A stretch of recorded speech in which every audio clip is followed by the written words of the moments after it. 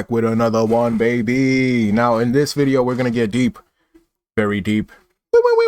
In this video, we're gonna talk about the 3 different types of consciousness that are on this planet.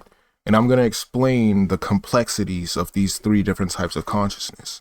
The first one is Christ consciousness. Beings that have Christ consciousness are people who naturally have a deeper inquiry to the nature of things, questioning the purpose of why people do things. Why do we do things? Why does anything happen? Why does anything exist? These types of people that have this type of consciousness, they have a natural intuition to see the truth.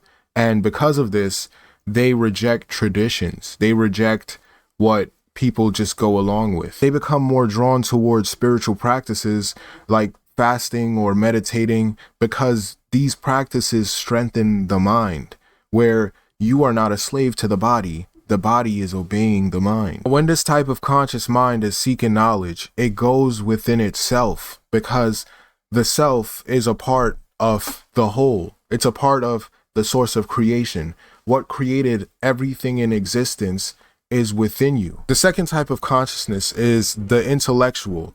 These types of people, they look and they observe the natural phenomenons of the world to get the answers. While the mystics and the yogis, they study the unseen world to reveal the true nature of reality. You see, for the intellectual, they don't look within themselves to gain an understanding of reality, because they don't think there's a correlation.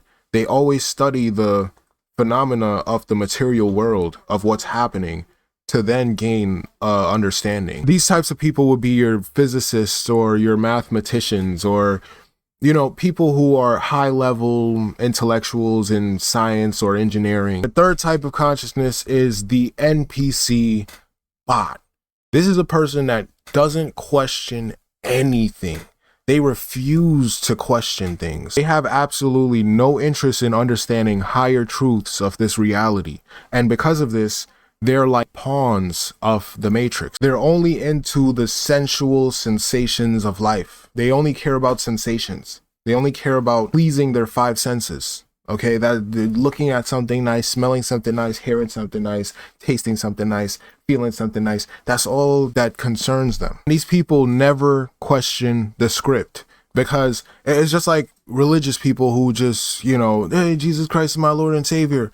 But they never question that, because if there was evidence or if there was anything that were to go against what they believe, then it would cause cognitive dissonance. It would cause a disruption to their identity. It would cause anxiety, massive anxiety attack. Cognitive dissonance is when what a person has familiarized themselves as the truth is now being challenged by actual reality, actual truth, actual factual things. Like when I once believed in Santa Claus, and I wake up one night before Christmas and I see my parents putting gifts underneath the tree.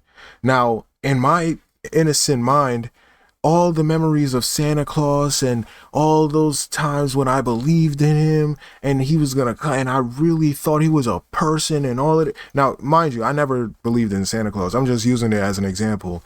I was never that gullible. Let's say this is the case. Now, I can choose to lie to myself about what happened, or I can be like, wow, I'm disillusioned.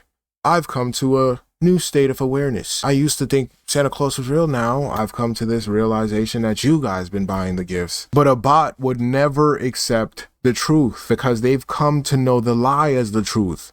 And people don't like to change. So when they're stuck in their ways, they're not going to be open to change, even if the truth is in front of them. The key to obtaining a higher level of consciousness is obtaining a true knowledge of self. And I've been studying a lot of Hinduism, because I feel like the knowledge that Hinduism has, it reconnects me with a deeper sense of consciousness within me. The word for this is called sadhana, which is a dedicated pursuit of purpose. See, human life is all about searching. Whether you're searching for pleasure, whether you're searching for peace, whether you're searching for material possessions or relationship, whatever it is you may be searching for, ultimately you'll realize that the search is for a reunion with the source of creation, God. And if you truly dedicate time out of your existence within this search, you will realize that what you're searching for is within you, because we are a part of the source that created all things. So in order for you to get closer to the source, you would have to get to know yourself. The process of elevating knowledge of yourself is a spiritual transformation. It evolves you from an impulsive human animal into a spirit that is in union with the creator. And yoga is one of the spiritual practices that can strengthen this connection with the source. It's basically putting your body in different positions called asanas that move the flow of energy within your body. Because most of the time, like, people live sedentary lifestyles, right? Most people, they only have 3 positions that they put their body in. They lay down, they sit down, and they stand up. That's it. They don't do anything else with their bodies. Lack of circulation leads to congestion or inflammation. It leads to a buildup of waste within the system because the system isn't flowing as fluently. Within my experience, doing yoga is like shaking off the rust off your body and improving blood circulation to the brain, giving me more ideas, giving me more, an expanded mind. Now, there are different types of yogas. It's not just the body positions. There is Gyan Yoga. Gyan Yoga or Gyan Yoga, I don't know which way is it. I hope I'm saying it right, but it is the path of self-inquiry and wisdom. It leads to self-liberation or moksha through deep contemplation. We're going to get into what moksha means later on in this video. I just want to finish up the list of the different types of yogas. The next one is Dana Yoga. This yoga is the path of meditation where you build focus, deep concentration, and mindfulness to attain self-realization. And then you have Karma Yoga, which is doing selfless actions without seeking a reward, without seeking something to benefit yourself from the outcome. In my personal experience, I think Karma Yoga has a lot of psychological benefits where when you help another human being out and it inconveniences you for a while or whatnot, you're not looking for a thank you or what.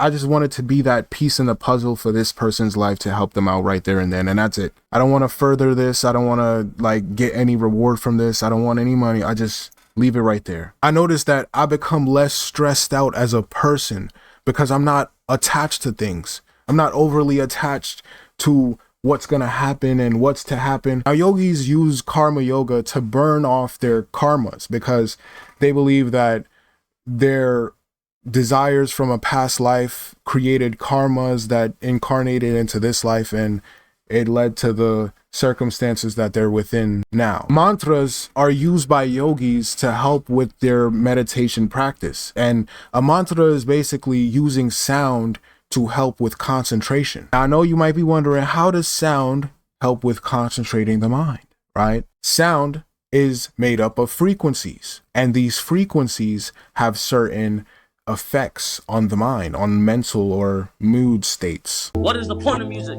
It's not always to have fun. It's not always to have fun. Sometimes it's to help people find themselves, because music is frequency programming. Music is frequency. What frequency are you being fed? At 15 years old, I was doing sound engineering. So I was playing with frequency. I was playing with equalizers. I figured out that hertz is to understand the frequency vibration, right? There's hertz, kilohertz, megahertz. If I play with those frequencies, right, I can target certain parts of the mind, and I can literally, like, if I want you to astral project, or if I want you to go to sleep, or if I want you to go into a meditative state, I can make my music do that. Different cymatic frequencies form different geometric patterns within liquids, and the human body is made up of 75% liquid. When it comes to this life, everything is an accumulation. It's an accumulative effort. So on a surface level, sound might seem like it has no effect on us because we don't see the effects. But on a deeper level, there's an accumulation of the effects. The music that artists put out are mantras that their audience listens to. A song could change a vibe or tempo of a movie scene and make the audience feel a different type of way of what's happening. Now, there is the most known and the original mantra, which is the Om. And it's that famous squiggly symbol that represents Hinduism, right? This mantra is thought to be the most powerful mantra because it's known as the sound of the universe. Now, all of this sounds like a lot of work. It sounds like a lot of, dedicate, like you're not having fun no more. This is the thing when it comes to discipline, that people feel like you're just draining the fun out of life and stuff like that. Like you can't enjoy yourself anymore. That's not what this is. You can still indulge in earthly pleasures. You can still enjoy the senses. And I enjoy my five senses. I love, smelling things nice, eating things nice, feeling things nice. You know what I'm saying? Like I love enjoying the senses as well, but that's not the end all be all, right? See, in Hinduism, they call this kama. This is the pursuit of desires and pleasures within ethical reasons, that you earned your pleasures, you've earned the fruits of your labor, but you're not attached to the fruits of your labor because it's not about what you get from what you do. It's about being good at what you do. Now, moksha. What is moksha? Sounds like a drink, but moksha is liberation. It is the end of a cycle. It doesn't mean death. It means liberation, freedom from a cycle. The cycle could be your habits, your lifestyle, and ultimately your identity. And moksha is transforming past that cycle and opening up a new chapter in your life. Because a lot of people out here are like Fry from Futurama. They just stuck in like a time capsule and they're stuck in time. They just don't evolve. They don't evolve mentally, spiritually, emotionally. They just stay where they're at. I work the ambulance, bro. I be seeing, people in their end term life stages. And a lot of times, bro, I would be like, damn, these people are like 90-year-old, 80-year-old. Some people, they stay immature. They stay immature. They say that fools get old too. Like if you like this, like if you're dislike, and I'll catch you on the next one.